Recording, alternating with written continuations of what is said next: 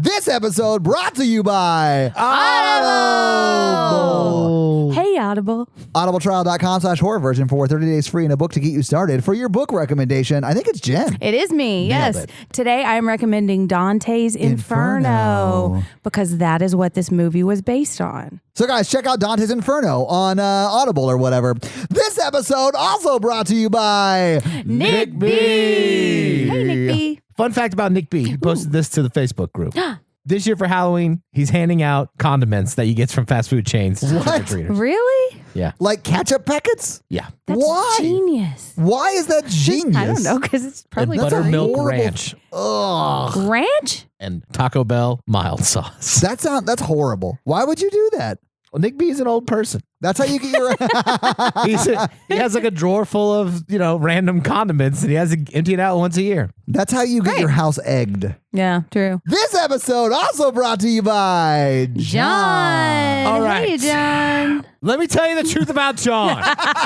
Hey, John. He has a helper. Oh my God. This episode also brought to you by Michael. Uh-oh. Uh-oh. John's Oh no. Henchman? Yes. Oh my No! God. Here's what happened. Michael, he's turned against us. Hey, Michael. Evil twin. Uh-oh. You're evil. Your nemesis is what it Yes, is. yes. Okay, so their plot this week. Uh-oh. Dun, dun, John dun. sent Michael to steal. Todd's laughing. All right. I'm just terrified. That's I the know. way they were. Potatoes. Potatoes? Yeah, they stole potatoes Why? from a lower income family who needed those potatoes to live. Why? Are they in Ireland in the 1800s? Why would they do that? Yes, they took a time machine.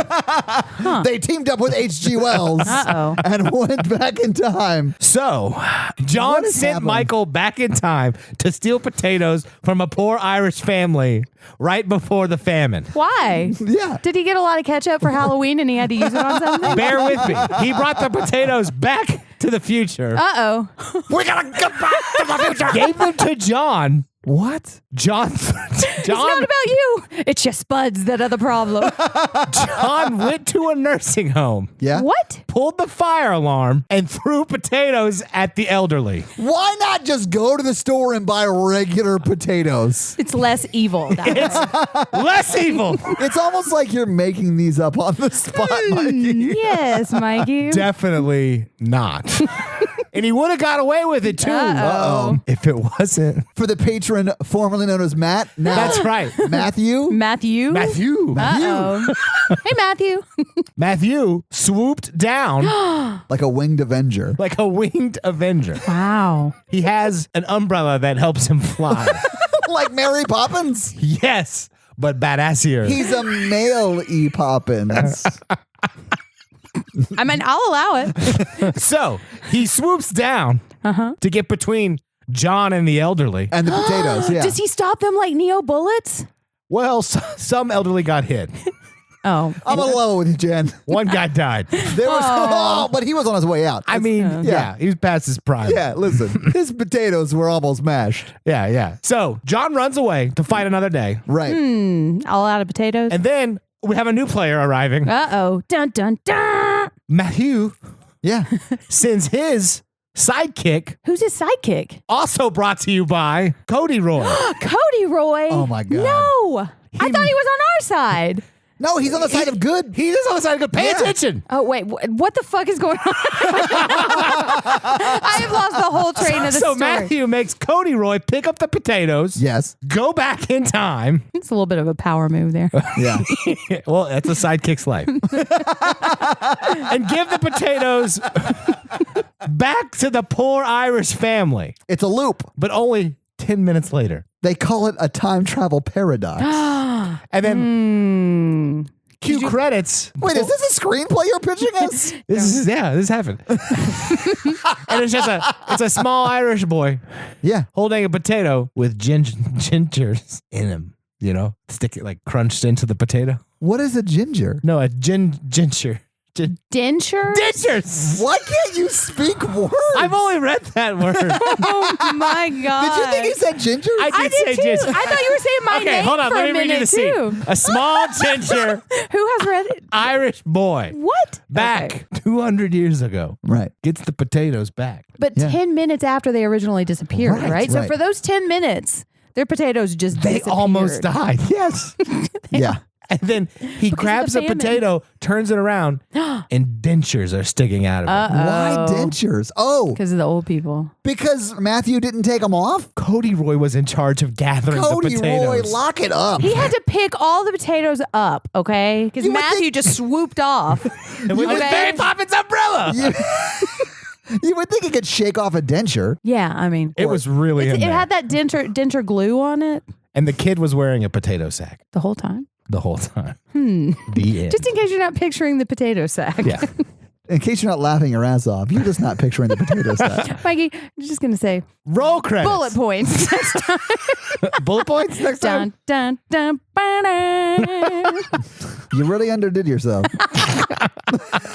Well, this episode also brought to you by Rebecca. Hey, Rebecca. All right, Rebecca. Who wants eye contact? Always me, Mikey. Jen? Yeah. Okay. I'm married, Mikey. Rebecca, does your left eye hurt? Ooh. Because you've been looking right all day. God. What does that even mean? I don't know. I thought you were going to work in like a TLC reference. Didn't left But eye she didn't. die? Guys, Rebecca has an Etsy store at etsy.com/ Straight on till Disney. Yeah, it I is did it straight right on this Disney. You did it time. right. Wow. Yeah, So for guys, all your check out her Disney Etsy store. jeers and not your Disney fears. What? Disney tears. Oh. This episode also brought to you by Carl. Carl. Hey, Carl. Did you hear that, Mikey? That guitar music from the woods in the Pacific Northwest? Oh. That's Carl teaching the youngsters in the area how to play. Squeal. I don't think that's the kind of play he means. Oh. Guys, if you want to watch Carl not murder kids, but play video games online, go to twitch.tv/Carlos, MOL. What's the website we can go to see him murder kids, though? I think it's just live leak. Oh, So should I like bring in the theme music or I whatever? don't know.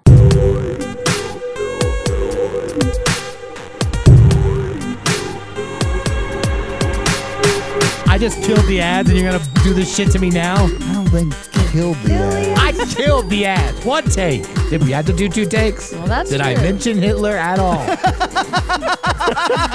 Welcome to the Horror Virgin, everyone. Happy October. Oh my God. I'm Jenn.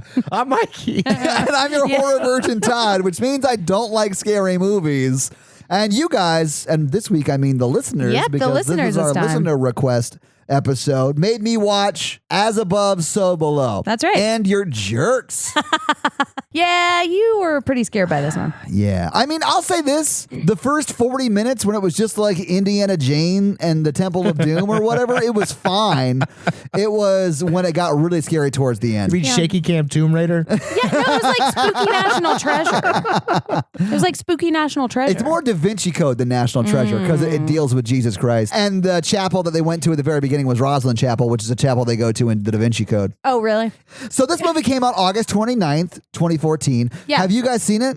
I did. I just saw it earlier this year. I avoided it because okay. I had heard it didn't really do very well, and I'd heard it wasn't good. We'll talk about that when we get to box office. Yeah. And, So I avoided it, and then I just found it on Netflix one day and watched it, and I really enjoyed it. and Mikey, have you? I've never seen it. Okay. All right. Cool. First time watch. I clearly hadn't seen it either. So, Jen, for you, did you like it? I did when like you saw it. it the Yeah. first time? I actually, yes, I liked it the first time. I did not like the ending the first time I saw it. Right.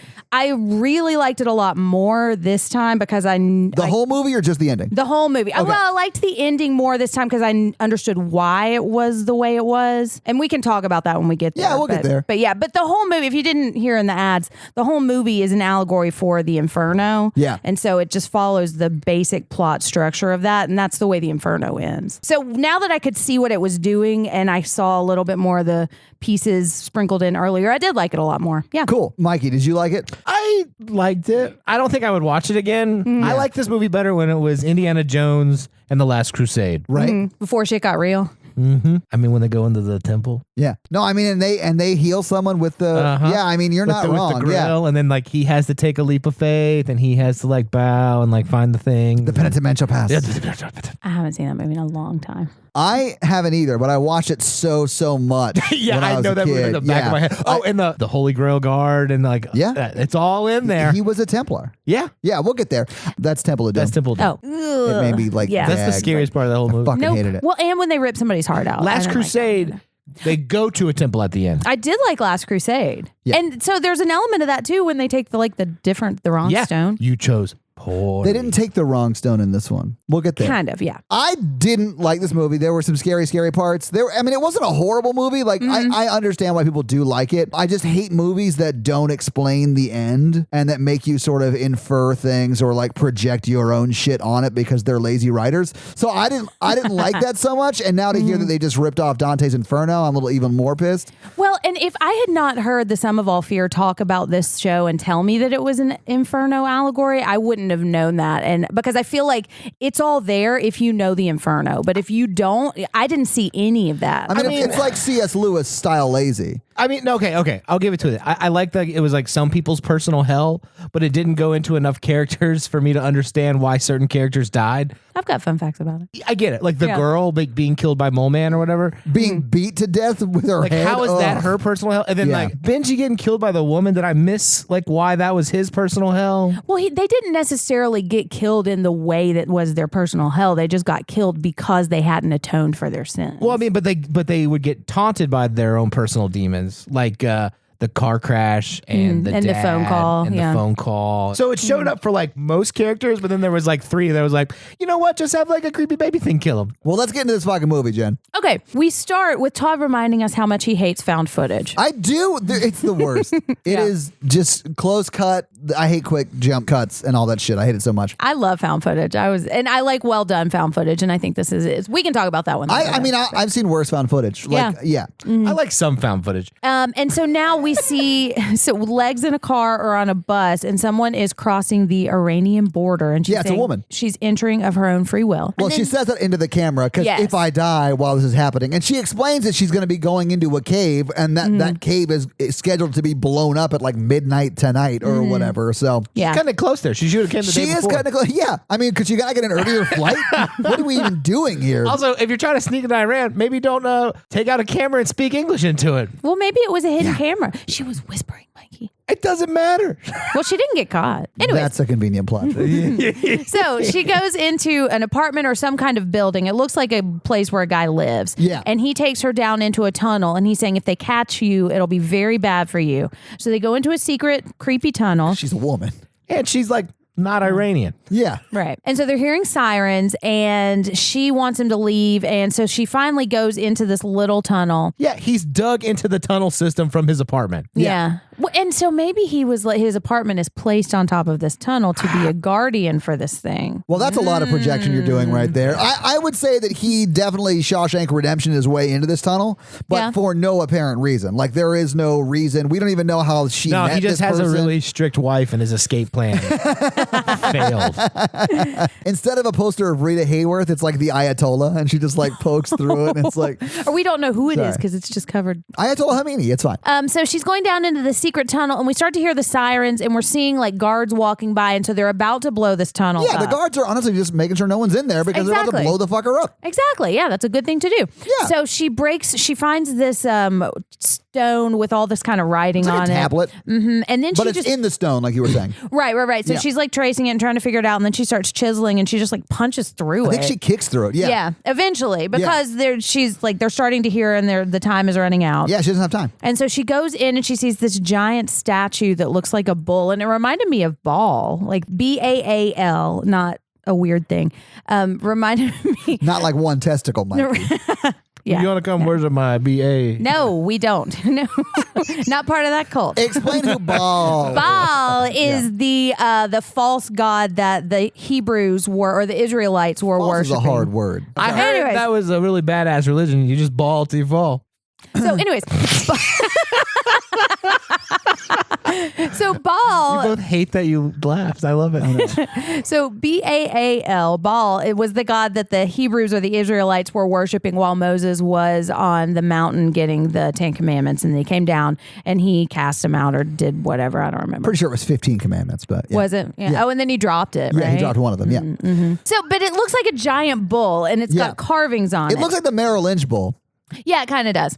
except black, not gold. Yeah. But yeah. But I wonder is it actually black or is it just that it's dark? obsidian. Anyway, but it's got carvings on it, and so she's trying to take pictures of it really, really quickly because the building's It's about just to blow video. up. She's just scanning it. She's She's not taking pictures. because but she wants to. Anyway, she wants to translate it later, and then she's running out, and the dude has already left, and he's like, "Look, fuck you. I got a family. I gotta get And the fuck creepiest out part of about here." this scene is the air raid sirens. Yeah. I hate those things. Because we hear the explosion, and then shit just starts crumbling all around she her. gets out from the sort of antechamber that Baal or the bull is in, right? And then she sees it's her dad. I knew it was her Right. dad. I even said it wasn't that scene, but her dad hanging there. Right. And then it's like it explodes and he disappears as the explosion happens. And then she starts to run out of the cave system and barely makes it back to this dude's living room before the thing collapses. He's saying, this is the path to madness, and everyone who goes looking for this stone is crazy, and they will all wake up dead. And then she says, maybe you should have thought about that before you tunneled into it from your living room. Yeah. Dummy. All right, so now we're interviewing Scarlett, and she's talking about all of the degrees she And she's has. back in France. We Yeah, should she is say in- that. Is she back in France or just went to France? She's not from France. She's English. I think she's been to France before. Because remember, between this scene and the last scene, she's now English. Oh, yeah. I forgot. In the beginning, she doesn't have an accent. And then in this scene, automagically, she has an English accent. I honestly think she just like hit her head on the way out and now she has like that brain thing. But she has it for the rest of the movie, so. Yeah, she does. Do you think she was, when she was in Iran, she was like, I better pretend to have an American accent? Oh, because yeah, they'll that'll be work. better than me." I'm Canadian. We still hate you. What's this tablet all about? So now we cut to Scarlett, and she's sitting outside, and it's a nice, lovely day, and they're in Paris, and Yep. she's doing an interview with someone who we find out is Benji. He's the guy behind the camera, and she is talking about how she's got 1 billion degrees, and she speaks like 19 different languages. She also has a black belt in Krav Maga. So she's pretty awesome. And she said her dad was really strict and had like a lot of really high expectations for her academically. Yeah, it's like Tomb Raider. It's exactly Yeah. like Tomb It's Raider. Indiana Jane. She wears the same boots. She needs a whip and a fedora. It'd be over. Is any other part of her costume the same as Indiana Jane or Tomb Raider, though? Indiana Jane isn't a thing. But yes. But I'm sure there's a porn called Indiana Jane. Oh, I'm sure there I'm is. sure there is. I wouldn't know. Guys, Google it. Let me know. I'm sure there's probably just some like light erotica called Indiana Jane or whatever. Light Fan fiction? erotica. Yeah. Oh, I bet there's some fan fiction. But what do we learn in this scene? We learned that she is on a quest for the Philosopher's Stone. Honestly, Right. I didn't hear a lot of this because you guys were talking. Well, Because she's like, I'm after the Philosopher's Stone. And I was like, the Philosopher's Stone? like Harry Potter? Let me Todd tell you was about like- Harry Potter, guys. I was like, yeah, the Philosopher's Stone. Which made me think that Todd believed in the Philosopher's Stone. We had some hijinks. No, I mean, it's not a real thing, but it's a real myth. I knew that. Yeah. But I What was Todd like, oh, found out was that the Philosopher's Stone had been him the whole time. Aw, it's the Dragon Scroll. Aw. What's the dragon's? It's from Kung Fu Panda. Aw. Oh. Well, I mean, that's a good movie. I like it. so her father is looking for the Philosopher's Stone. Her father spent Yeah. his lifetime looking for the Philosopher's Stone. And this is Nicolas Flamel's Philosopher's Stone. Just like Harry Potter. Same one Yeah. as Harry Potter. Just like yeah. Harry Is he a real guy? It's a real myth. Yes, And- he is a real guy, and I got fun facts. Okay, so but that's what J.K. Rowling kind of based that whole storyline on in Right. Harry Potter, but it's a real myth. It is, yeah. This is very different from Harry Potter, but yes. And this part is not part of the Inferno. Anyway. but it's the reason to get them to go Exactly. into it, but it's not a part of Dante's Inferno. Right, exactly. Yeah. So he is like the world's preeminent researcher, historian on the Sorcerer's Stone. I'm sorry, on the Philosopher's Stone. I forgot what country I was from for a minute. He being the main The character's father. Yes, who has passed away. And that's when we find out that her father hung himself. Right. And so now she's looking for it too, I guess, is to try to continue his quest. And we find out that she's pretty reckless about trying to find this thing. Yeah. Well, we already saw it. She's very single-minded. I mean, yeah, you're right, though, because when she was in Iran, she had to Iran so far away out of that tunnel because it was blowing up. So now she's going to a museum and she's telling us all about Nicolas Flamel. And she's showing us this thing, this bowl thing that she found is called the Rose Key. And it's she even says it's like a Rosetta Stone, and it's got like clues in different languages and stuff. Alchemy symbols. Yes. I also think it was in a different language too, because that's what leads us to George, right? It's in Aramaic. That's what it was. And that's one of the languages that she doesn't speak. Right. So but she knows a guy who speaks that language. Wangy blanky. Mm-hmm. He's real good with his mouth, Mikey. Shapes all the letters real well. Because learning a different language is like a whole workout for the mouth. It is. He's pretty dreamy though. We'll always have turkey. What is this, Thanksgiving? Let's move on. I think they just gobble at each other in bed. I'd lose my mind if that's what they did. I hate you. I bet that would feel good. A turkey on your dick? We should move on. All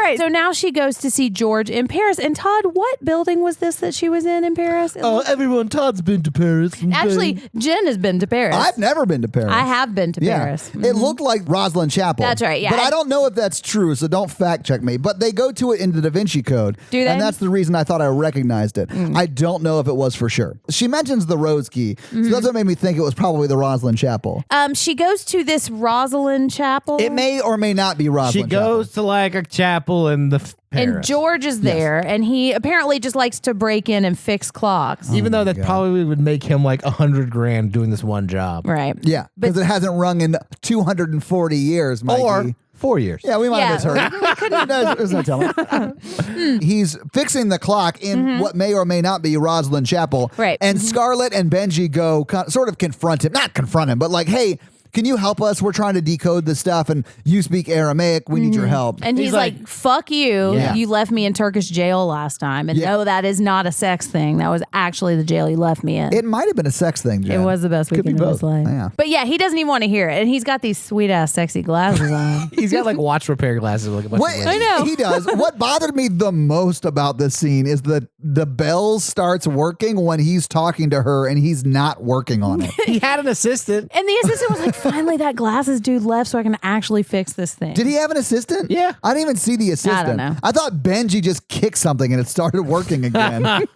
Oh, of course. So anyways, she's saying she's sorry that she left him in that Turkish jail. And Right. My bad. But that she found the Rose Key, and now he's all into it. And so he wants to look at the pictures, and she says she needs somebody to help him translate. Yeah. And then she doesn't. When this is kind of a weird scene because she's telling him that she found the Rose Key in Iran, and he's asking her if she went there all by herself. Yeah, because you probably shouldn't travel to Iran Right, by exactly. yourself. Just showing that she's reckless. Yes. And showing that he cares. Yes. Then they seem to have an implied romantic history. Yes. Yes. Absolutely. Yes, although we don't really find out a whole lot of details about that. And that's okay with me because I But think it's at the implied end, enough. they totally go somewhere and they bang it out. Do some gobbling. Yeah, they gobbled the turkey. They get that stuff then. Mm. All right. And so he's fixed the clock. And this clock hasn't rung in either 284 or just 4 years. We were honestly, we may have been talking and didn't hear. We didn't want to go back. We were like Harold and Kumar. Yeah. We were like, we've come too far. We can't go back and listen to it again.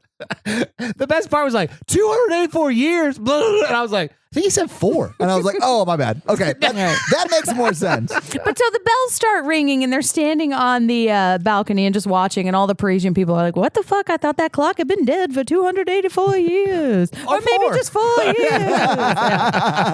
And so he agrees to help her translate. Yes. Yeah. And now we cut to him talking to some super hot girl who he's trying to seduce into a museum. I think he was just trying to seduce her into letting them into a museum. Right. I thought it was the girl he was like dating. It might be. I don't know. I mean, he has Because she was like, she's really pretty. And I think, because I think he's like, I know a friend. I mean, he just said friend. He wasn't saying, hey, my girlfriend. She asked about her after they talked. Who's that? Mm-hmm. What does he say, Mikey? He's like, that's a friend. Yeah, just a He's friend. a professional acquaintance, I think. Yeah. I know her from professional I have circles. plenty of professional acquaintances. Oh my God, Mikey, it's amazing you're still employed. So they go into the Truer words museum. have never been spoken.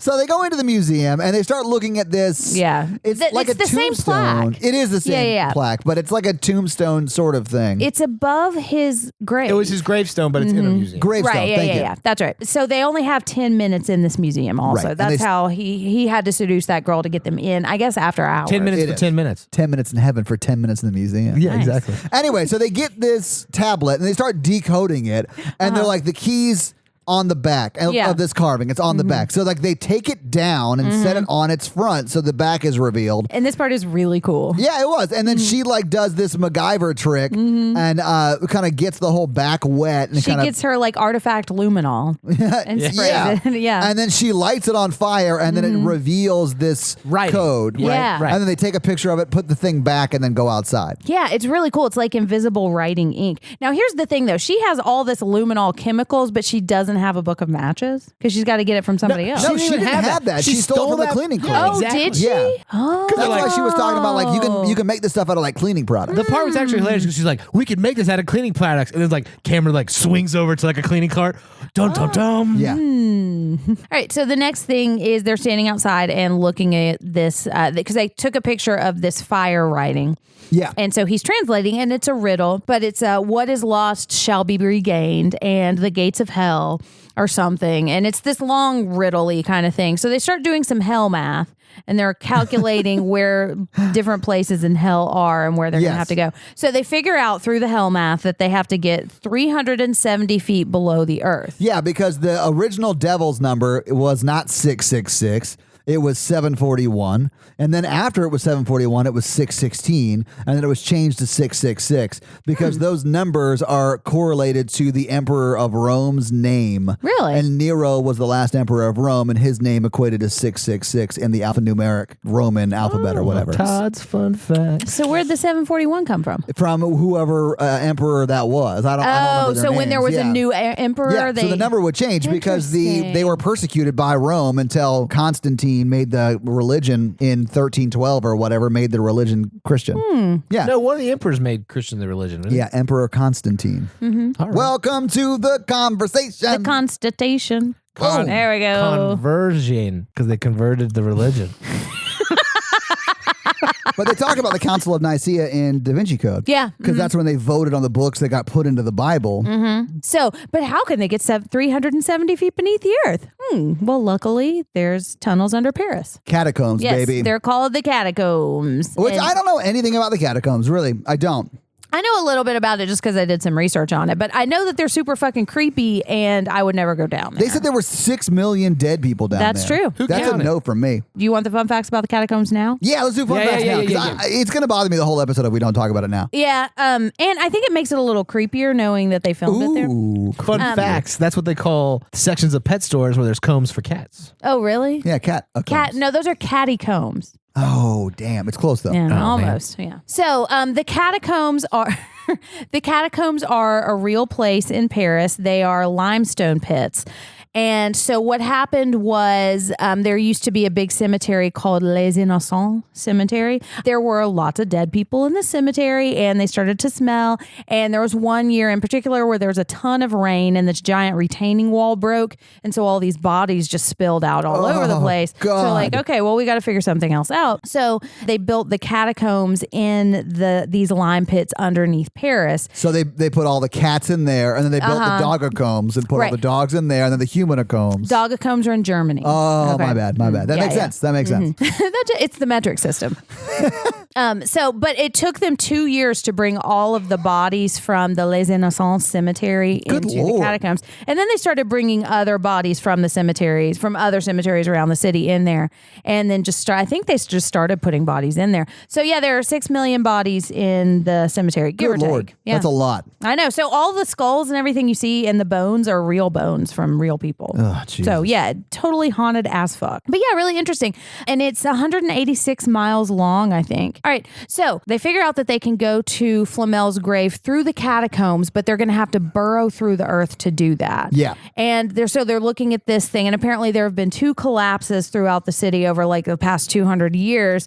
And so why would the ground collapse? Because there's emptiness underneath. And empty space underneath them. Right. There were 2 actual like cave-ins, right? Yes, 2 and then actual cave-ins. There's a third one that like didn't make the records or whatever, and that's the one they got to get into. Right. Yeah, that's where they think the hidden chamber might be. Yeah. So I guess just luckily that one didn't cave in and they can actually get to it. Yeah, it doesn't really make Plot too much or whatever. sense. Let's go. Let's Right, go. Let's go to the exactly. catacombs. Exactly. Yeah. All right, but George is saying he's not going to go underground. And so now we're on a tour of the catacombs and they're just kind of looking around and there's this lady who's leading them through. Yeah, she's a tour guide. And saying it's the largest crypt in the world, and they're seeing stuff on their on the wall that says the sound of the trumpet, the dead will rise, and It's in French, and she's translating it for us. she is, yeah. So she finds remains from the same cemetery as Flamel's grave. So this is where she figures out where she needs to go, and she's like, we need to go like half a mile that way. Right, and at this point they turn around and they see a French kid sitting down behind them, and he's like, you can't get in down there. You have to talk to Pepe.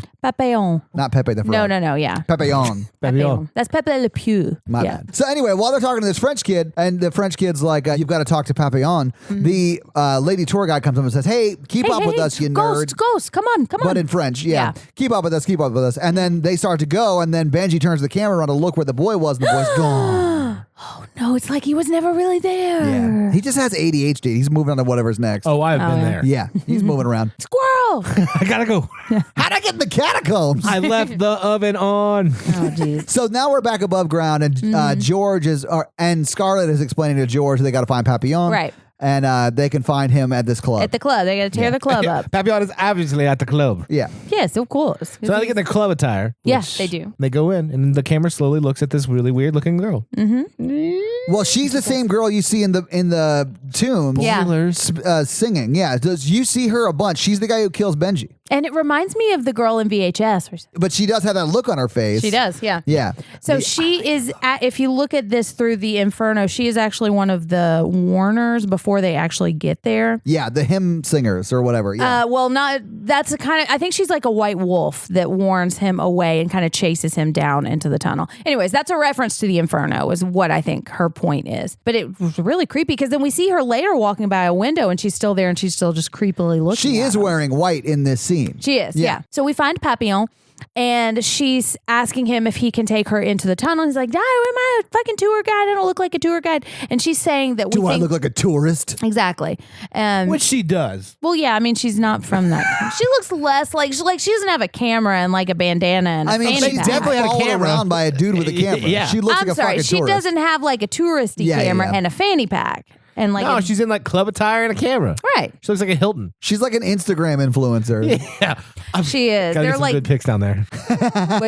Take pictures of me in my bikini in the catacombs. I bet that's been done. Let's Google it. Don't really. No, Google don't. it until you get home. All right. Wanky. All right. So, but he's saying if there was a secret tunnel down there, I would have found it because I'm down there all the fucking time. And she's saying, no, I think there's treasure. And so he's like, oh, I take half the treasure. And she's like, you can have the whole thing. And then George is like, hey, your half is fine. Exactly. Half is fine. Shut up, Scarlett. Don't ruin this for me. Yeah. But so anyways, they agree to go. So it's now. If I was George Right? and my ex came at me and was like, I need you to translate this thing and I'm going to go treasure hunting and I want you to go.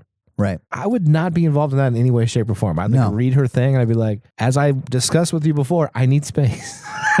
I'm werewolfing you. Yeah, Right. yeah. I don't know. She wants to go to the club. Maybe he's thinking they can. I hook mean, up I'd later. go to the club. Yes. Right, exactly. I would go to the club. Right. I don't know. Maybe just hanging on. Because the club is the first line in a road of bad decisions on a night with Mikey. Yeah. Yeah. All right. But so it's the next day and they're in a van and we're meeting the rest of his team. Right. This would have been a good time for them to hook up and like showed us some like character development.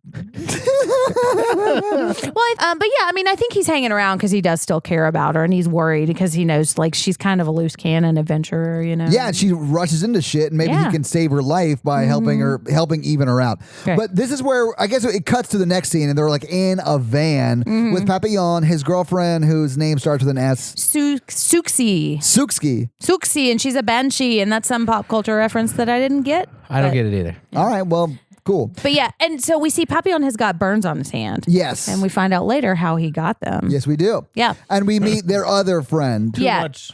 Who we think his name is Zed. So we're going to call him Zed. Which, if that's his name, that makes sense because he's there at the end. Yeah, true. So Zed being Z, he's at the end. That makes I sense. love Zed. I do too. Zed's the best character in the fucking movie. He I doesn't love him talk to at death. all. I mean, he talks a little bit. He tries to lay down some sick beats right now, but he can't really. Yeah, but I mean, he seems nice, and he's making. Oh, they some all jokes. seem nice. Yeah, absolutely. He's like his childhood friend, right? Yes. I think so. Yeah.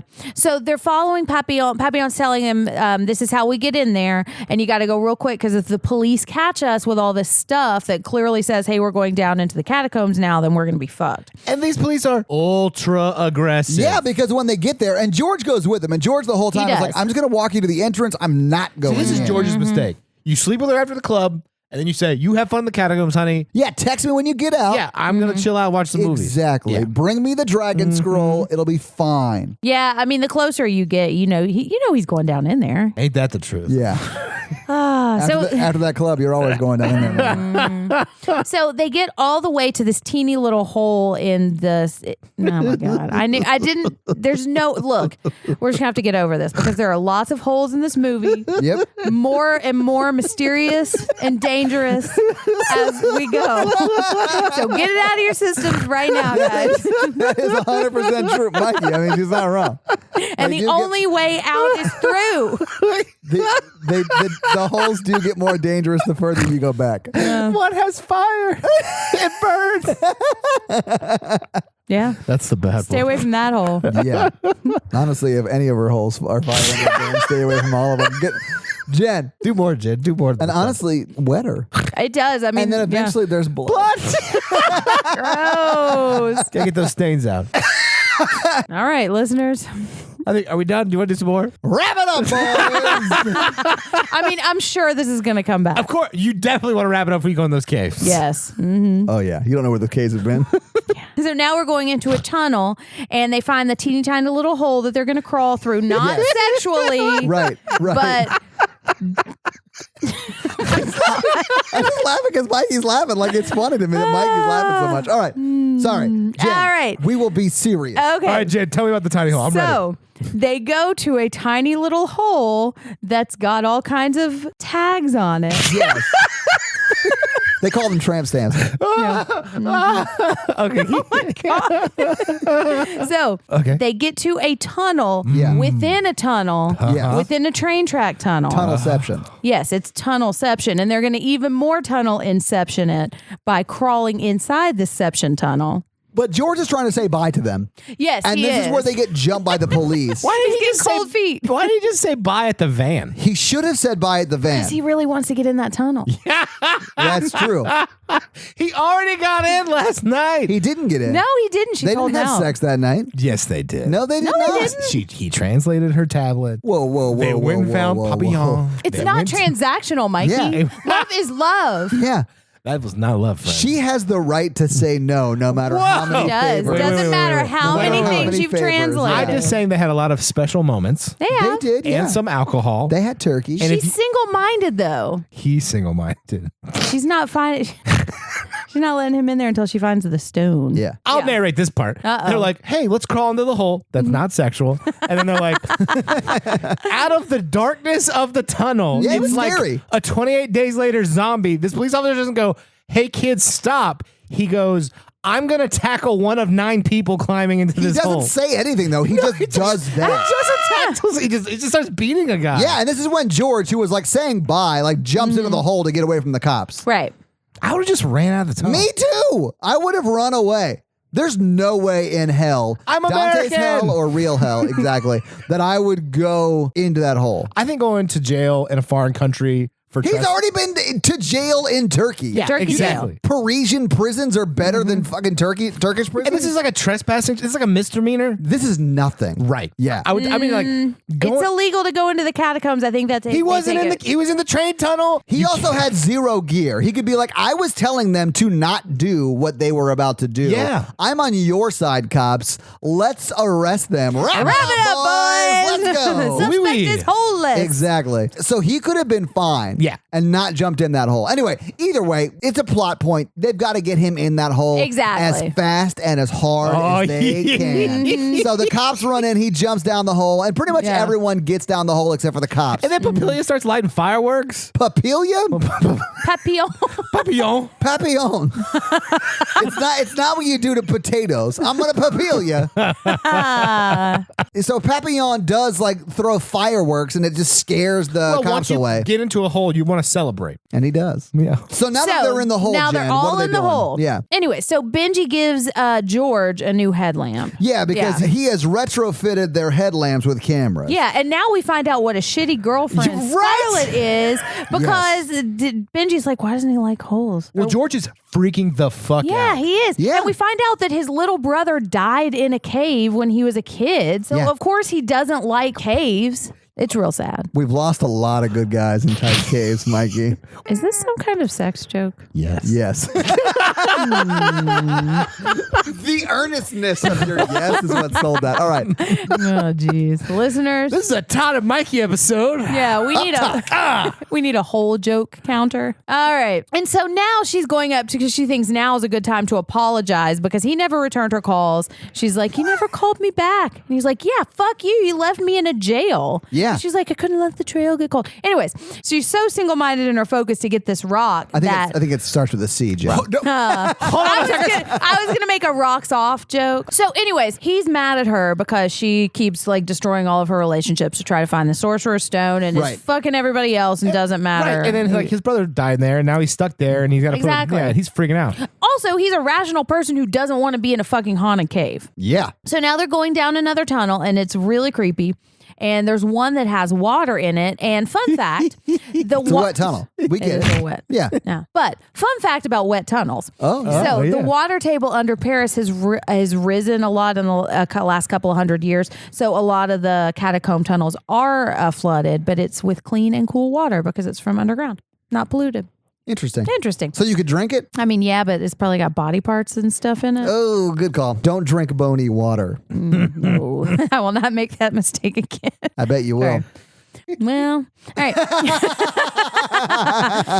Okay, so they're walking through a lot of tunnels, and this is like this is the vestibule if you're looking at it through the Hell Journey. Okay, and so they're walking around, and he's saying there's a really cool room down there, but we're not going to go this time. So then he sees hot candles. Yeah, it was super weird. So they go further into the area where you see the hot candles, and then you see like a chamber that you can see into, and it's just a bunch of like ladies, some of which are topless, singing like hymns. Yeah, and so one of them sees them and starts looking, but they're singing all this creepy choral music. That's the girl who saw them before at the club. Is it? Yeah, it's the same really girl. awkward when you walk into them the next day. Yeah. So, the opportunists are the ones that are clothed, and the outcasts are the ones that are naked, and those are the people that are in the vestibule on the outside. What does any of that mean? Is that the It first ring of relates hell? to Dante. Yeah, it's on the higher level. Of So hell. there was a reason for some of them to be naked and some of them not to be.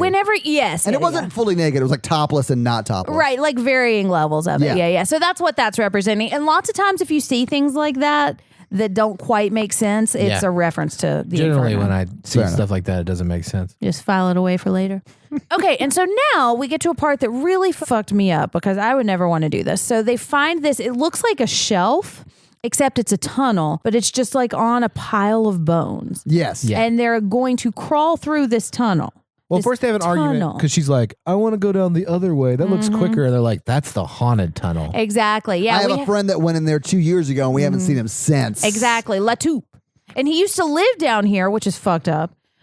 His name is the Mole, which I think you just said in French. Latoupe is his name. I just don't know what. Yeah, they call him Latoupe because they're French, but he then clarifies that means the mole. Oh, yeah, he says he's been the mole the whole which time. makes sense because he turns on them. Oh, and he has those goggles that are mole-like. Yeah, so he is the mole. Right. But also, he's like a homeless guy who lives in the catacombs. Well, I think he's like a weirdo adventurer guy, but also he's dead and he's part of hell. So he's kind of like the Virgil equivalent because Virgil is the one who guides them through hell. Oh, that makes sense. So they don't want to go through this haunted tunnel though because Latoupe disappeared through this haunted tunnel. Yes. But so they want to go over the skull and bones tunnel, which is terrifying. So they start crawling over and they're like crawling on actual people's bones and it's gross and I don't like it. I hated this shot, but only because it like shows them crawling through and then it shows Benji sort of freaking out, getting stuck. Yeah. And then it collapsing and him pulling through or getting through it. Yeah. But that takes 3 minutes. It's like 3 minutes of just Benji. Yeah, and he's having a him panic freaking attack. out. Yeah. But Just there's no reason 3 to show minutes. that much of it. Like, I get it. Let's move on. I don't know. I liked this part. It reminded me of the part in The Descent when she gets stuck, Descent- too. Yeah, but that part's not little better. 3 minutes. It's like 30 seconds. It is They kind of a could have long done time. all that in 30 seconds. I don't know. And it's a tight shot on his forehead, and he's like, I don't know. And he gets like smacked in the face with a bone at one point. I laughed. It was funny. Yeah. It was like, I've done that before. I like it though. I think it's really tense because I'm just. Mikey got it. I heard it. I was just. Oh my goodness. They should have brought a dog down there. The dogs can only go in the Catacombs. Yeah, true. This whole movie would have been better if the Scooby Gang was doing it. I'm scared, school. All right, let's move on. Come on, let's get into it. Yeah. Okay. Oh, but while he's stuck, he's saying something bit him, and we hear the choir, and it's really freaky. And I really liked the scene. It did go You think on a woman for a bit him? while. Because I thought I heard No. a rat noise. No, thought nothing it bit was- him. Nothing bit him. It never comes back. He was just losing his mind. It's part Right. of his panic attack. Yeah, but I like it. I think it's a real tense scene. It is, but it could have been 30 seconds and not 3 minutes. Well, true. It But actually so- probably was only 30 seconds. it just felt like 3 minutes. Yeah. So But listen, 30 seconds is a long time, ladies. I like to set their expectations low, and that way I can surprise them. all right, and so the ceiling collapses on him. It doesn't collapse on him, but it does collapse, and he Yes. gets pulled through. Yes, just barely. But now, so their way out is blocked off, but they see the haunted tunnel in this room now too. And then, and then Yes. Papillon is like, this is not right. Yeah. Exactly. No, sacre bleu.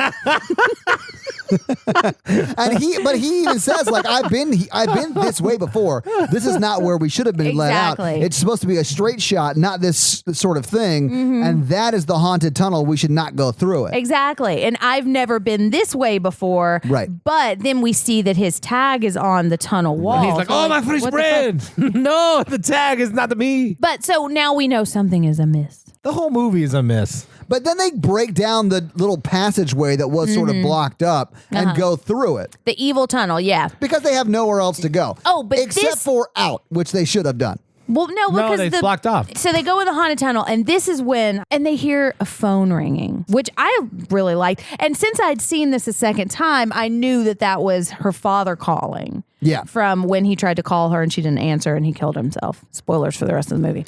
But anyways, so that's what that's a reference to. So we're hearing a phone and like, what the fuck? They said, the phone company used to use these catacombs, but 50 years ago. In this movie, is it saying that her sin was that she didn't answer the phone? I think so, yeah. Or It's did not she their just beat sin, It's it's just just something what- she wouldn't forgive herself for? Yes. Okay. Yes. That is what it is. Because if that actually happens, like it's not your responsibility to just answer a phone in the middle of the night to stop someone from killing themselves. I just want to make that clear. Exactly. Yeah, Yeah, it's yeah. not your fault if they kill. Right. Like, you're not responsible for their actions. But it is eating at her. So, yeah, Yes. I mean, Okay. Yeah, But and I think you said it right. She can't forgive herself for it. right. She does at the end. We'll get there. All right, so now they're finding the place where the building collapsed, and this was where the first building collapsed. And I don't think there's really any point to this other than it's just creepy because they Just said to show that they're on the right trail, I think. yeah, But yeah, I guess you're right. Papillon says that out of all the people that came down to help, 50 never returned. right. So even more haunted. Yes. Yes. Turn back now because it's terrible. Yes. All right. And now they're walking down a corridor and they see a piano and it's a real dusty upright piano. And George is saying, we had a piano just like this. And my brother and I used to play My Bonnie Lies Over the Ocean, but there was a funky note, so we never got to finish the song. The A4 key. And then Yeah. he goes up and plays it, and the A4 key is the one that doesn't work. Yeah. Oh. Why would you play a creepy piano in a catacombs? Because you're insane. There's Yeah. no reason to ever play anything in the catacombs. And Yes. George was like, what's going on? And I was yeah. like, bro, you did this to yourself. Yeah, that's definitely how you unlock the spell.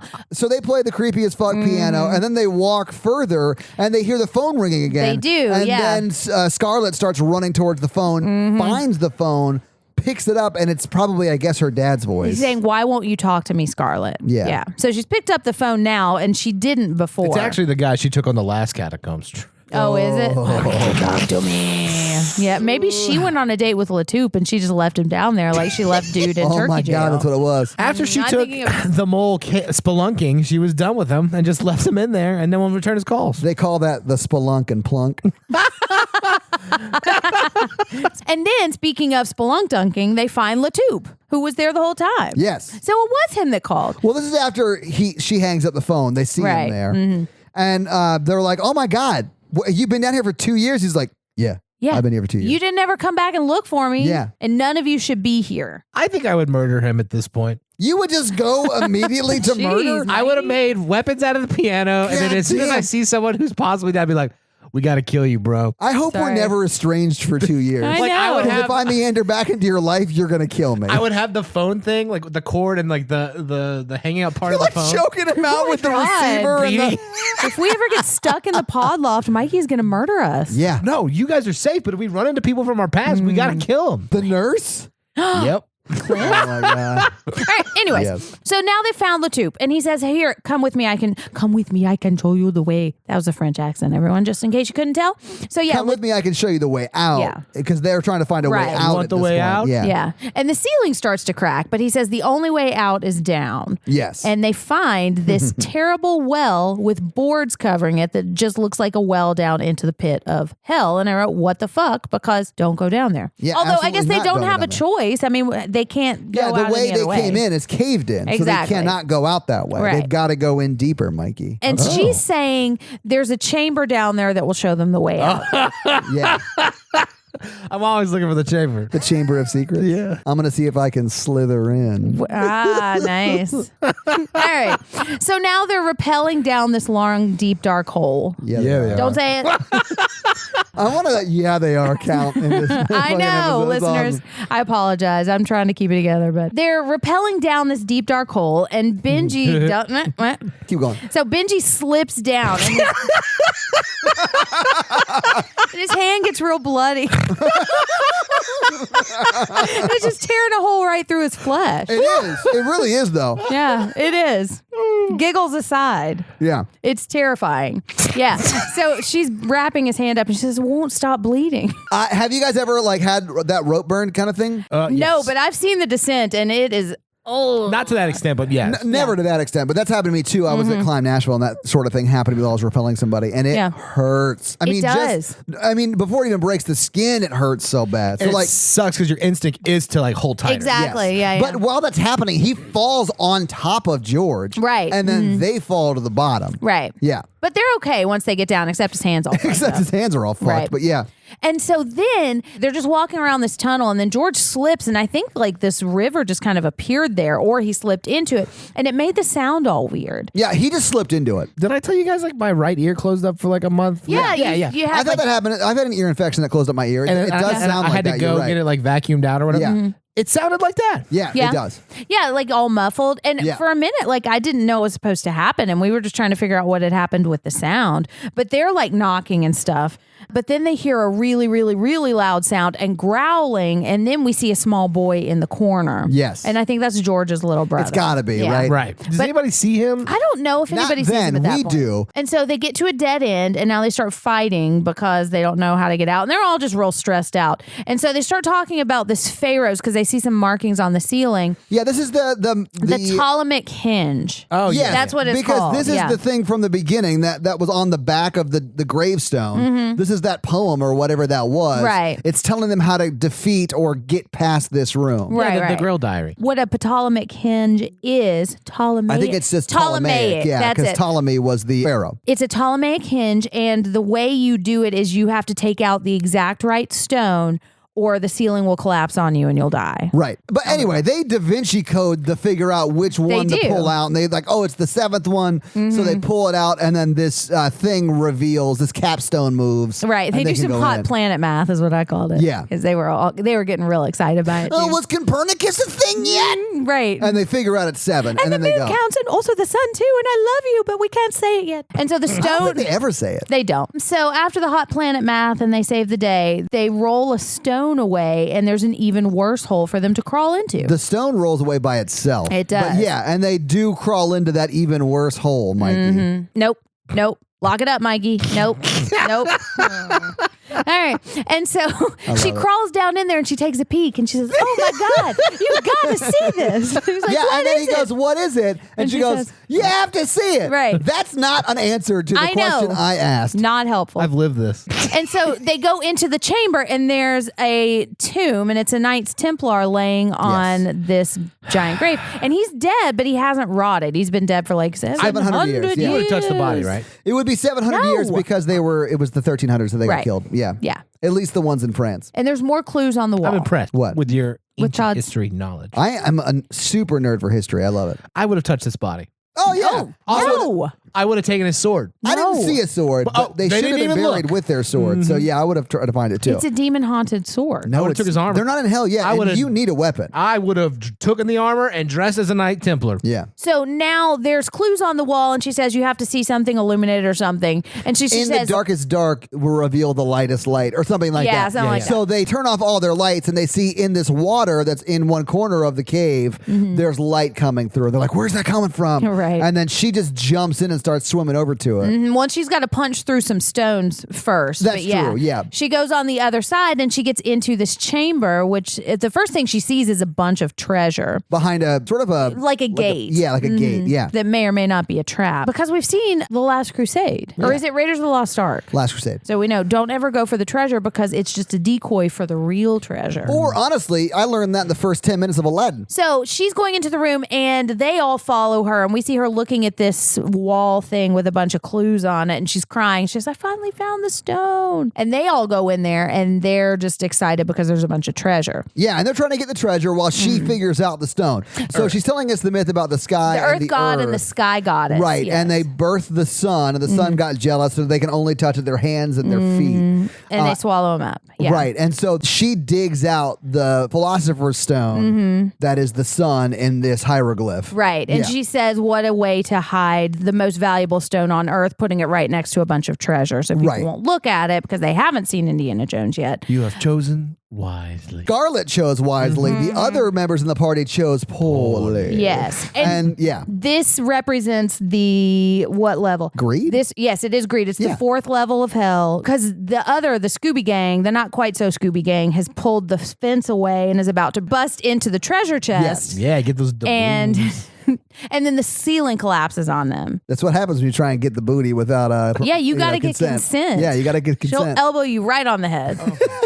So the ceiling collapses on them and they get out. And Suxi is like stuck under the rubble and they finally pull her out and her arm is all fucked up. Yeah, it's Baroque. And Latup is still back in the chamber. He's dead. Yeah, he is. But he's been dead the whole time. Right. But yeah. So Susie, her arm is all fucked up, but now luckily It's cut open. It looked broken too. I think it was like real hanging bad. weird. Yeah. But now Scarlet has the Philosopher's Stone, and so she like chisels off a little bit and like holds it onto the arm, and it heals and cleans up all the blood. It does. And so now they're trying to figure out what the fuck to do, and they're like, well, they had to have been a back door because they would have known this may have collapsed, so they had to know. Yeah, there's always a back door. Jen. Yeah, so now they got to try to find the back door to crawl into. Yes. You got to be really careful. In case everything collapses on Yeah, because honestly, if you fuck up in the back door, things are going to go to shit. Yeah, there's... you. Listeners. Dude, Jen's facepalm was so aggressive. It was amazing. This is like descending lower and lower into Jen's hell. On the 7th level of sexual jokes. All right. We get anal. All right, let's move on. All right. So we're seeing more writing. And she said, as above, so below. And Tanaba said, he said the name of the movie. It's always like a party when that happens. I know, yeah. It's like the Pee-wee's Playhouse and we have a big button on the wall. And Honestly, the couch eats Mikey. Yeah, it was awesome. All right. So she says, as above, so below. And that's the key to all magic. And as I believe the world to be, so it is. And some of this, I did a little bit of research on what the phrase as above, so below actually means and where it came from. So what she's saying is because they drew a door in the ceiling, that there must be a door right below. Also because as above, oinky blanky, so below. But didn't she also say something like, the world as I perceive it is the world as it is? Yes. Something like that? Like as above in my head, so below as with my on feet. Earth, right? Yeah. So like that is just like the shorthand for the secret. Right, exactly. Perception is reality. Yeah. And that's one of the problems I have with this movie because You don't like the book The Secret? I read the book The Secret. Doesn't fucking work, man. Well, it doesn't work because you don't believe it works. You don't believe hard Oh, enough. man. It is my fault. So they find this even grosser, even wetter, even scarier hole to crawl in. Oh my God, is that possible? What is it, like 4 a.m.? All right. And so they go into another terrifying tunnel. Now they're back in the treasure chamber again, only it's totally empty and backwards and upside down, and the entrance is gone. And I think this is supposed to represent Wrath, which is the 5th level of hell. Yeah. And Papillon is asking, are we dead? And she said, no, they're not. And so now they go through a water tunnel again, which I think is supposed to represent the river Styx. That would make sense. Yeah. Yeah. And I think it's the river Styx. Yeah. That's the one that's the river in hell. Yeah. Yeah. And so they're hearing flashes and scary sounds and everything. And now they're back in the old tomb that's been all messed up where the Knights Templar was laying dead on that tomb. And you had said earlier that guy's going to be gone later. Yeah. And I thought that too, but he is there the whole time. And that's one of the things I think No, he's decayed in this one. Oh, is he decayed? Mm. Yeah, and everything is reversed in this one. Yeah, so like even the as above, so below is different. Oh, that's right. She says it's upside down. And I Yes. think we see the 3 upside down rings, and I think that's supposed to represent the heresy level, which is 6. Yeah. Okay, so they're back in the old tomb, and Letou is there, and he's just sitting in the back, kind of with his head down, looking all creepy. And this is when Suxi, or however Yeah. you say her name, creeps up to him, and he like jerks and then stands up like he's about to do like the sickest ass dance move or Yeah. dance break and It's a doesn't little, move. thrillery. you Oh know? yeah, and he's already got a very weird disposition. Yeah. Like, Yes. has had this the whole time. I'd be like, weapons ready, friends. Oh Yeah. yeah, I would have shot him immediately, taken Well- that Templar sword and stabbed him in the Oh, gullet. we have the Templar sword. We have the phone thing. We have parts of the piano with the we piano took- yeah. wire. Yeah. Right. Oh yeah, we could go rot him with the piano wire. Anyway, Suxi's like going up to him and is gonna like shake him to see if he's all right. And honestly, they are friends. And when she touches him, he loses his shit and beats her head into the ground Yeah. until her like face explodes. This is what loses me because I don't understand what her thing was that like taunted her. They don't really say what her sin was. And honestly, she may not have had one because we don't ever see anything other than the boy, which is George's, the phone call, and the dad, which is Scarlett's, and the car, yeah. which is right. Papillon. So everyone but 2 people. Well, So and I think Benji that's not has a fair. woman. Benji might have been afraid of women. You're Okay, right. hear me out. Yeah. Susie dared him to go into the tunnel, and that's how he died. Oh, you think that her sin had something to do with the mole? Yeah. Yeah, maybe. It Oh, just maybe. never talks about that. But Right. that would help it line up. That would help with me. Like Yeah. if we wanted to write a better version of this movie, we might include that. Yeah, she's now with Papillon, but she's like, I used to be with this guy named the Mole, and he was exploring, and he went down that tunnel, and now he is gone. And that's why he could have said, you never came looking for me, because she would have left him. Maybe, yeah. Yeah. I mean, you're just doing a better job writing it than they did. Thank you. And so her face is all smashed in, and there's like Yeah. a big hole in her forehead, and it's real gross. Yeah, she's dead. And they try and use the stone to revive her, but she's already dead. The Yeah. stone does not work on dead people. You can't bring people back to life. And so, Also, the stone doesn't work at all ever past this point. well, we'll find out why it doesn't work later. But this is supposed to represent the 7th layer of hell, which is violence. And so now they have to go down another tunnel, an even darker, even scarier, even wetter, even more terrifying tunnel. Yeah. And they hear a noise. And this is when they find the noose, which is referencing her father. And they're saying it's like a mirror image of what we've already done. And it is starting to get a little repetitive. Like Yeah. we've seen these things before. They just keep going down even We're out of scarier sets. holes. Yeah, because it's just one hole after another. It is. It is. It's like a cocaine binge. That's no way to live. So they figure out that they're 100 feet down, and now there's another tunnel, and Benji starts to hear a baby crying. We start to see the woman in white from the club before. Yeah. I think the baby was Zed's The baby was thing. Zed's, but I mean, that could be his sin, and they just don't talk about it. Yeah. So Benji is the last one going down. So he's still at the top of the hole, and then we see the woman right behind him in his face. Scared the shit out of me, Todd. This is man. the first time he knocked over the ottoman. And then Benji just falls down the hole and dies. Yes. Yeah. And So it's he is the sad. second one to die. He is. Yeah. But yeah, because he falls like 100 feet. He does. Yeah. And smashes his head. And it's real sad because I liked him. Yeah, he was great. But Yeah. camera, completely fine. I didn't think about This is that. a stable camera, man. Yeah. Well, maybe it landed on top of him. And of course, Zed's like, I shall take the camera. Yeah. He's like, that's an expensive camera. And then I like Keep it, Papilla, and he's man. just like, we got to move on. Exactly. It's like my girlfriend already died. I don't Yeah, care. guys. But Scarlett is pretty upset about it. Yeah, they But- were friends. Exactly, yeah. But now they're crawling over the bones again, and George starts to see a little boy underwater, and it almost looks like you're looking on top of ice, and somebody's Yes. under the ice. And so it's his brother. And so he's having this vision of what his brother looked like when he was trapped in a cave and about to drown. And so Right. he starts freaking out and trying to move all the stuff around. And so they get out of that jam, and then we hear screaming, and we see a light kind of off in the distance, and they're creeping up. And then they turn the corner, and there's a burning car in the middle of the Yeah, catacombs. just in the catacombs, a Right. car on fire with a boy inside. With a person inside, and he Yeah. turns to look at Papillon, and Papillon starts screaming that it wasn't his fault, and then he gets dragged into the car,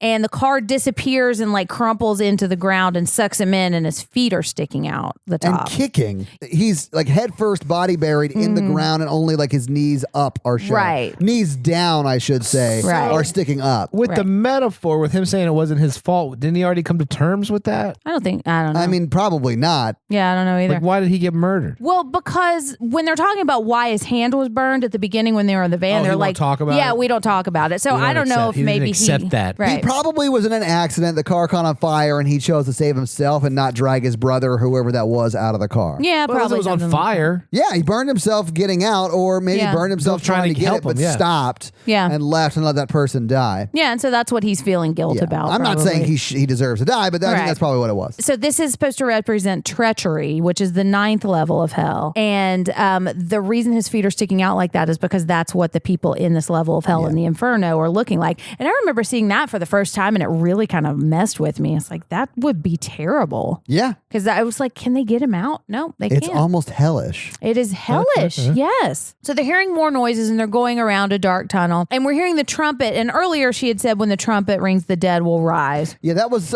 in the catacombs. Right. That was When like they a were thing on in the guided catacombs. Yeah. tour. Yeah.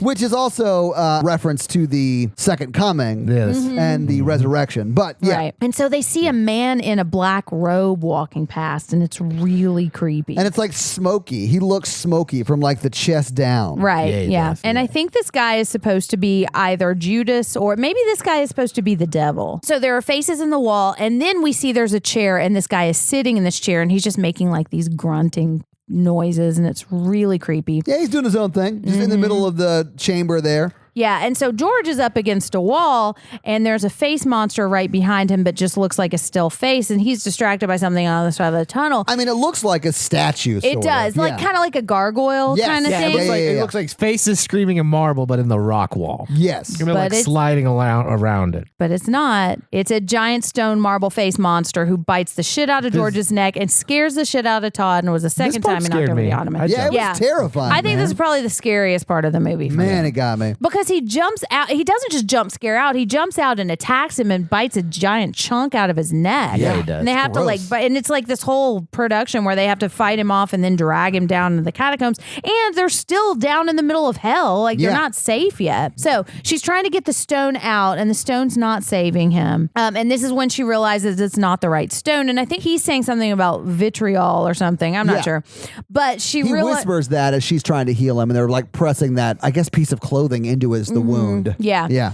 And so she says it's rectification, but she's realizing she has to rectify it by taking it back and putting it back in. And that's when she'll find the real stone. That's how it works. So she just real quick zips on back out of there Yeah, after and beating the shit out of Stone Man. She leaves Zed. She's like, Zed, I'll be right back. And he's Yeah. like, what? No, Stay no. with him. Don't let him die. That's a lot of responsibility you're putting on me. And I still have to film the whole thing too. Right. Person I don't know. You put a lot of pressure on me. Exactly. My favorite part about this scene is that she just runs up to a stone man, slaps him in the face, and he just dies. Yeah. Yeah. He just falls down. She's like, Krav Maga! Yeah. well, she is does a black take belt. Krav Maga. Yeah. Yeah. Yeah, so obviously you can break stone apart. Well, it was styrofoam, man. Yeah. Sandstone. But she also climbs that rope up real quick. Yeah, she does. And so Honestly, that wasn't sexual. No, I was just being. I can hear it in your voice if it's sexual or not. That wasn't. No, it wasn't. Todd and I were like, well, this is where we would die because that's like a 90-foot sheer rope climb. I might get 30 feet up that rope and then I'd lose it and just die. like, it's not worth it. I'd go out like Benji. Burned up hands and just dead on the floor. I'll call you. No, you'd land on his body, you'd be fine. So now she sees a river of blood and she gets pulled under by it. And that scared the shit out of you too. Yes, it did. Yeah, why did that scare you so much? Because it's scary, Mikey. And the creepy hands pulling you under the blood water. What are we talking about? And you're in hell. Yeah. All right. So she gets pulled under, but she fights her way out because she Krav Maga's it. And then she sees her dad, and he's hanging there again, but he's got a cloth over his face. Well, you said over her face first, and it is. Because of Wanky Blanky. Yeah, when she pulls that cloth off, it was her her face hanging out the whole time. Yeah. And so then she goes down into the water, conveniently cleaning all the blood off. And she gets back into the temple place, and she puts the stone back, and she's trying to look around for the stone. And then she notices that this is a reflective surface and that it's a mirror, and she sees her face in the mirror. What does this mean? I don't know what this part means. This is the part that kind of loses me. This loses me. What? The magic was in you all along. It's just the secret. It's the dragon scroll, guys. I don't know. It literally is the dragon scroll. So, like, if you remember from Kung Fu Panda, He is like going deep into Kung Fu yeah, Panda. he gets the dragon scroll. He opens it, and it's a reflection of whatever you're looking at. He's looking at himself. Mm-hmm. So it is just him. Right? And that's exactly what it is for her. She puts the stone in and she wipes the gold thing off and she sees that she is the stone. Anyway. Yeah. Well, I mean, I'm just saying what it is. Right. And so this is the part where the Philosopher's Stone doesn't quite fit for me, because I think what it is when she looks in the mirror is she realizes she has the power to get herself out of this by herself because she can just forgive herself. I don't think she becomes magical. I think she's just...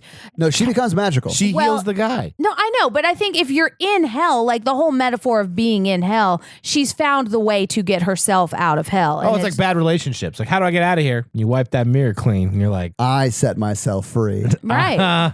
But I don't know. This part, when I watched it the first time, I was like, that is real dumb. Yes, it is real dumb. I see what they were trying to do, but I don't know if it's clear enough to make enough sense, and I could see why people would think it is really stupid. Yeah. But anyway, she realizes that the magic has been inside her the whole time, and she starts talking about this as above, so below thing, and this is what kind of bugged me, because I don't think, like, you can't just believe things and they're true. That's not how magic works. I guess that's how That's how right-hand path magic works. So, yeah. What's right-hand path magic? It's that.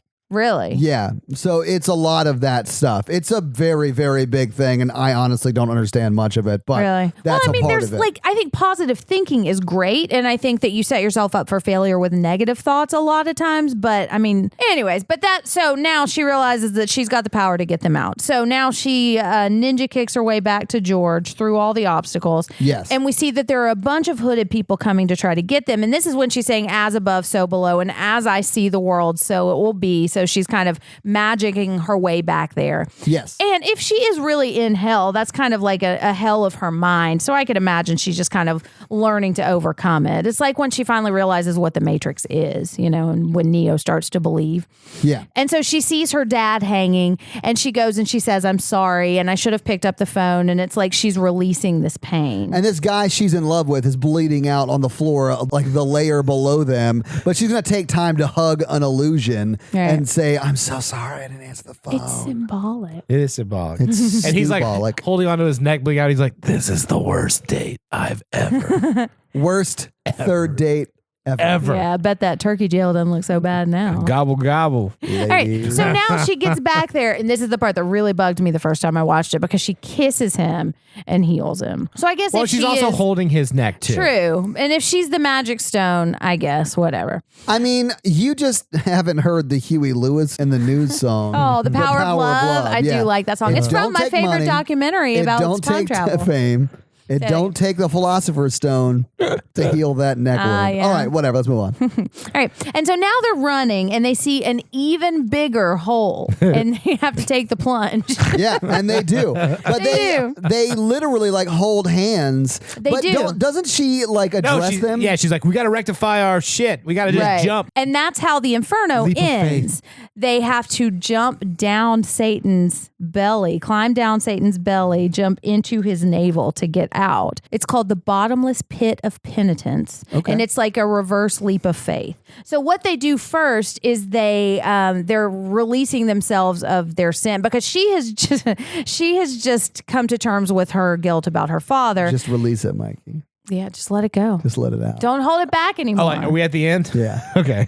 Anyway, so she's released herself. And so she says, George, why is your brother haunting you? What is it? And he now says what he's been feeling guilty about for so long, that he left his brother and said he was going to go get help, but then he got lost. He was a kid. Exactly. Yeah. Well, and it kind of goes back to the car thing, like, or not answering the phone. Like, it's not that he really did anything wrong, but this is something that's been haunting him. It's been eating at him. Yeah. Exactly. And so once he can release it, it like lightens his conscience. Yeah. And then Zed's like, saying, I don't know you guys. I don't want to like tell you all my biggest sin was secrets. coming with you. Exactly. Yeah. A little too personal. Yeah. Yeah. So but he can't werewolf him. He's got to commit. Yeah. And so he says that he has a baby and he knows that it's his baby, but he denies it. Right. And so he's releasing his guilt. And so then they all hold hands and they jump down the hole and land at the bottom. But it's kind of like an Alice in Wonderland-y kind of tube traveling. And so they hit the ground, but they're okay. But now they're fucked because they're stuck down there and there's no way out. So Zed starts freaking out, but not so fast. This is the coolest shot in the whole movie. It is really cool. There's a manhole cover at the very bottom. And so they start trying to pull it up. And Mikey was like,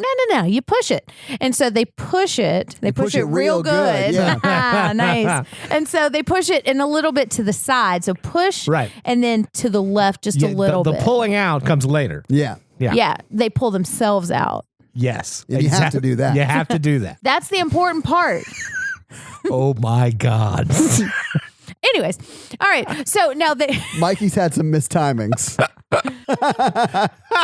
So they move the manhole cover and then they sort of crawl out and you realize that is just the street. Yes, and it's really cool because they see trees and like, what the fuck? And I can imagine them being a little nervous because what the fuck else is going to happen on this crazy adventure? Not me. Trees is new. I'd be like, oh, a tree, let's go. The trees are good. Yeah. But so they go out and they're upside down on the street of Paris, and it stays upside down the whole time until they close the manhole cover too, which I like. So they're because they throw the camera out and the camera's upside down. Yeah, it's but a cool also shot. my It's metaphor. a cool shot. It is. It's really cool. Did we talk about it? Okay. Yeah, it's a very cool shot. Okay. Yeah. And so now they're on the street of Paris and they're out and everything's happy. Yay. And so they all give themselves a hug. And then Zed's like, bye. Yeah. He's like, fuck you guys. That was crazy. And plus, you guys are going to be boning for the next 4 hours. Exactly. Like, I've got a kid to acknowledge. And I'm going to go meet my son. Yeah. And so then they hug. We imagine Amore later because we forgot to say when all the shit was going crazy in the middle, they were like, hey, come on. I know I gave you a whole bunch of shit about this turkey jail, but that was the best week of my life. She said, yeah, me too. And they're right outside, maybe not right outside, but in the distance, you can see the Notre Dame Cathedral. Yeah. Yeah, the back of it with the buttresses. Yeah. And we're right back in the hole. Yep, we are in this. But that's the movie. No, not just yet. No, Todd. Sorry. So now we're back to the interview that we saw at the beginning. She's saying she's not doing it for financial gain. She's just a student and it would be great historical value and she just wants the truth.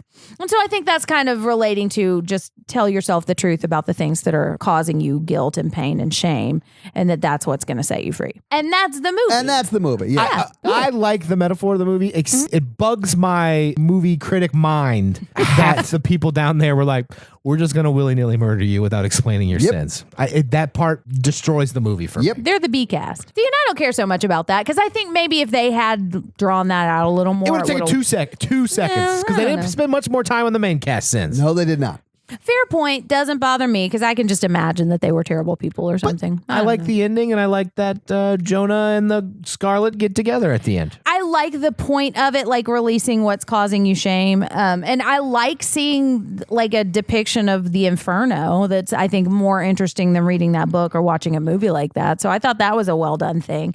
The first time I watched it, though, the ending bugged me. And I don't like the whole sorcerer's thing. It was in her the whole time. I don't know. Yeah, so that's really the only problem I had was the Sorcerer's Stone was the dragon scroll. Yeah. And was a part of her the whole time, or was inside her the whole time, or that she just realized that the, whatever she believed hard enough was true. Right. So that she could be this healer or whatever. But that breaks down because of the Iran thing. So it needs to be a real thing that leads them there, because it had this whole Indiana Jones plot to get them in there. If they had just gotten trapped in there randomly and their sins started haunting them, then like this believe in yourself stuff happened, that would make sense. But since they were led by real clues, something concrete needed to come out of that. Oh yeah. And I liked all the clues and like the adventuring of getting down there and like you like the decoding Indiana Jones stuff for sure. I do. But you I can't just get down don't. there and the clues be like, it's believing in yourself. Like But that's what it is. It's just the power of But that's the positive movie. thinking. No, but it should have been like just like a real expensive, like they should have like gotten rich or some bullshit like that. Or she like maybe they has the did. power to heal things afterwards. And to be fair, maybe she does. Yeah, she does. We That just would be don't cool. see Show it. that.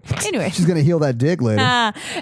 But in the Inferno, he just has a dream, and that's how he's in hell. Like, there's the whole quest for something is something that they added, and I like it, except for that very end part. It doesn't quite work for me. But yeah, I really liked it. I liked it. I liked it better this time, knowing more of the basis for it. Yeah, I mean, I didn't hate it. Like, I can see why people enjoy this movie. I just didn't like the very, very big plot hole of, I'm just magic now. Right. And it's just so scary. There's like some really, really scary I parts. think I in it. Yeah. like it better now that we've talked about it than I did before. But I still don't think it's like super awesome. All right, well, let's talk box office then. All right. So, what do you guys think the budget for this movie was? I thought it was probably pretty low because it's found footage and you usually don't need a bigger budget for those. Yeah, you'd think that. Mikey, what do you think the budget was for this movie? $5 million. It was $5 million. Wow. No, that's based on Wikipedia, and Wikipedia is not super reliable, so Why you gotta it's take not this from that. me? Sorry about that. I'm just saying it's not. It's Wikipedia Well, is if not the Mikey most got it reliable right, source. it Yeah. must not be true. Right. It ended up making $21 million domestically and $20 million foreign, so it made $41 million. It came out the same week the first Guardians of the Galaxy movie came out, so my. it was in its first week. It was 5th at the box office. Really? Guardians was first. Teenage Mutant Ninja Turtles, the Michael Bay shitfest, was second. If I Stay and Let's Be Cops all beat it. Interesting. Yeah. Yeah, it did not get very good reviews. Well, I can understand that. Yeah, I can too. I as much as like I liked it, I can see people having big problems. Yeah. with Well, it. since it takes place in a cave, it's not elevated horror. It's underrated. It's underrated. I was trying to think of the word. Lower rated. So that's box office. Jen, do you have some fun facts for I us? do have some fun facts. Jen's fun facts. All right. So now with even more fun. So I've already talked a lot about the Inferno. I'll link more information about that. But I want to mention a podcast called Fictional, which is kind of a retelling of these stories in a funny way, kind of like the literary version of our very own podcast. But it's called Fictional, and they have 2 episodes that are great about the Inferno, and I'll link them. Cool. And so we talked a little bit about the Catacombs, but this was actually filmed in the Catacombs, and it was the first production ever filmed in there, and they had to get permission from the French government because it is illegal to go into parts of these places, probably because it's really dangerous and it would collapse on you. And you know? some of them are flooded. Right. So Ben Feldman plays George in this movie, and he is apparently extremely claustrophobic. Oh, really? And so, yeah, he had a really hard time filming this.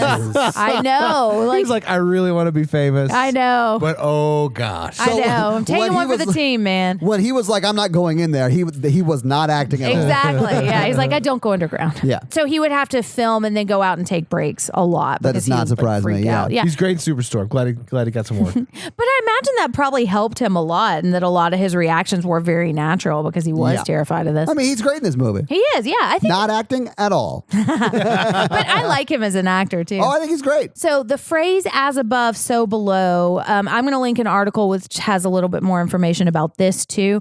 But there are a couple of theories about where it comes from. It could come from the Lord's Prayer, which is on earth as it is in heaven. Or some people say it comes from the Emerald Tablet, which is an Egyptian and Greek kind of Rosetta Stone kind of thing, which is like the basis of all of their art. But basically what scholars think it is saying that what is for the microcosm is for the macrocosm. So like what I do affects the world around me. That makes sense. Yeah. But it's also Matthew 18:18. It's like, I can't quote it exactly, but it's like, whatever I bind on earth, so it shall also be bound in heaven. It's something like that. I can't remember exactly. Don't quote me on that. And so that's not quite what she's saying in this movie, though. No. And that's what bugs me a little bit. She's saying is what I believe is magic, and I can make things happen with my mind. If I just believe hard enough. I know. Yeah. But anyways, that's the origin of that phrase. So fun fact about Nicolas Flamel, he was a real person from the 14th century. He was believed to have found the Philosopher's Stone, which is believed to be a real thing, believe it or not. And they also thought that he could turn metals into gold. Yes. I'll link some more information about him. He was like the quintessential alchemist. Right. And my last fun fact is the writer-director of this was John Eric Dowdle, and he also directed the Poughkeepsie tapes and Quarantine, which are also... Oh, really? You've seen the Poughkeepsie tapes, haven't you? That's going to scare you a lot. Is that found footage too? Yes, but in like a way creepier way. Yeah, so he's pretty good at found footage, I think. All that to say. And those are my fun facts. Well, thank you for your fun facts. Well, Jen. you're welcome for my fun facts. So should we do Scary Scale? We should do Scary Scale. Hey, listeners. Our Scary Scale is a scale we use to rank how scared we were when we watched this movie. It's not a ranking of the quality of the film. It's how scared we were tonight when watching this movie. Our 1 example is Ghostbusters. Our 10 example is Texas Chainsaw Massacre. All right, Todd, I have a feeling this might be a little high on the Scary Scale. I don't know. I'm thinking Todd's going to give this a 5. I was going to say 6. I was gonna say 6. Yeah, 6. There's a lot of scares. It's all backloaded, though. The first 45 minutes is just Indiana Jane, and I'm here for it. It's awesome. It's fun. The rest of it is scary and bullshitty. I fucking hated it. And I only say that because it was scary. Like, it's actually a pretty decent movie. I didn't like the big plot hole of it was within you the whole time. But it's like, I get it. It's a good movie. What you got, Mikey? I'm going to give it like a 4. That's fair. The only part that really scared me was the stone. Oh, my God. Yeah. Oh, yeah, the stone face killer. Yeah. I think I'm going to give it a 5. All right. I mean, it's got those jump scares, but it's just really uncomfortable and gross the whole time. And that really gets me a lot of times. It's just the revulsion factor of I it. think if I had seen this before Descent, I would have rated it hard. But I think Descent does this cave, gross, enclosed, scary stuff way scarier. It's hard to compete with The Descent because that movie is amazing. Yeah. But yeah, 5. Okay, cool. Yeah, so we thought it was pretty scary. Yeah. Well done, listeners. I think the theme for this month was Let's Scare Todd to Death, and we got pretty close. Yeah. All right. So this week, the listeners made me watch As Above, So Below. What are you guys making me watch next week? Well, guys, our next episode is the last regularly scheduled Winky Blinky episode before Halloween. Nice. And we are watching Halloween 2. All right. We have already watched the original Halloween and the new Halloween remake or sequel, Halloween 2018. Yeah. So we are watching Halloween 2 from 1981, and I'm really excited. I just watched the trailer for Patreon. It does not look great. The trailer. Now, this is like early 80s when all trailers sucked. We'll see. It. I think it's good. Well, guys, watch it for next week. We'll see how it is. So, Mikey, we're going to read a 5-star review, and this 5-star review came in from Red Rum 613 from Canada, and they specifically asked if you could do it in a Christopher Walken impression. Oh, shit. That's not an accent, for the record. It is an accent. It's a an Christopher impression. Walken accent. It's not the definition of the word. Listen, we're going to deliver. Okay. So the title of this is My Favorite Horror Podcast. Thank you so thanks. much. And the first sentence is, if this gets read, I'd love to hear Mikey Christopher Walken impression this. So pick up right here. Can't get enough of our version. Hilarious cast, great format, and awesome movies being reviewed. Oh, nice. Thank you. Is this Christopher Walken? Shut the It's fuck up. Christopher Walken if he were in House 2, like fixing a hole in the wall. I recommend you to anyone. I talk about horror-related content. This sounds more like James T. Kirk. Yeah, it does. I can't stop. Just gotta make it a little more goofy sounding. I can't. My favorite podcast. Thank you so much for the review. That's Yes, awesome. thank you. Mikey 5 sort of stars. butchered that. I think 5 the stars. only thing I can say, like Christopher Walken, and it's taken me years to even do God. this, There we go. is wowie, wow, wow. And that's taken me years to figure out how to do. Christopher Walken says that? Yes. Yeah. And what? A bunch of stuff. Everything. Yeah. Wowie. Wow. Wowie. Wow. Wow. Well, wow. Yeah, and honestly, it was just me and Lee on our trip to the UK, and I was with Natalie and his wife Whitney were there, and we just bugged the shit out of them by going, "Wowie, wow!" Oh my god. All I see now are reviews with like crazy ass accents. Oh, I know, it's great. Thank you so much for the 5-star review. If you want Mikey to read your 5-star review, leave us a 5-star review, and if you so choose, I guess impression or accent. I did not consent. I mean, and honestly, you did not do a great job with the. And honestly, it helps other people find the show. I realize that sounds strange, but it really does. It really does. It moves us up higher in the rankings. Who So knows thank how you guys. Apple works? Exactly. Hey, I want to give a shout out to that sweet Shining reference. Awesome. Thank you, Red Rum. All right, guys, we are a member of the Modern Horrors Podcast Network, and if you're listening to us in their feed, switch to our feed because you get it 2 days earlier if you're listening on our feed on Mondays, or if you want to be lazy about it, listen to it on Wednesday when it hits their feed. You can also listen to their podcast, Modern Horrors Podcast, Death, Dying, and Other Things, and the lovely Final Girls in that feed. Oh, if you guys want to follow us online, go to horrorvirgin.com, or on socials, it's at Horror Virgin. If you want to follow us individually, it's mrandolph24 for the Jen. Mikey. Oh. Jen is Jenn Ferratu, and I am at Todd J. Awesome. If you can help financially support the show, please do go to patreon.com and sign up for some of the great levels. We have a lot of great content up there already that you'll have access to, and we keep adding content week over week. And if you can't help financially support the show, please just continue to do what you're doing, and that is telling your friends, family, and coworkers about the show. Guys, we've been hitting some like record fucking numbers this past month, and it's pretty much because you guys are telling everyone about the show because we don't have the money to promote it. So thank you for doing that. Yeah. And if you want exclusive free content, like you can't pay for the Patreon, but you want exclusive free content, there is daily free content in the Facebook group. Not the Facebook page. There's two different things. The Facebook page and the Facebook group. Make sure you're in the Facebook group. All right, that's going to be it from us tonight. Thank you, listeners, so much for requesting this. I'm Jen. I'm Mikey. And I'm your Horror Virgin Todd, guys. Have a great week. Stay out of them holes. Bye! I mean, don't stay out of the holes, though, nerds. Stay out of the wrong holes. Yeah. Well, yeah, the if wrong it's ones. deep, dark, and wet and squishy, don't go in. No, that's actually what we want, I think. Get consent, though. Yes, definitely Consent's get important. consent. The mole guy's been down here 3 years. Rooting around them holes. Don't let a mole in your hole, Oh guys. my God, he's just a regular mole. In a regular hole? Yes! Oh, my God.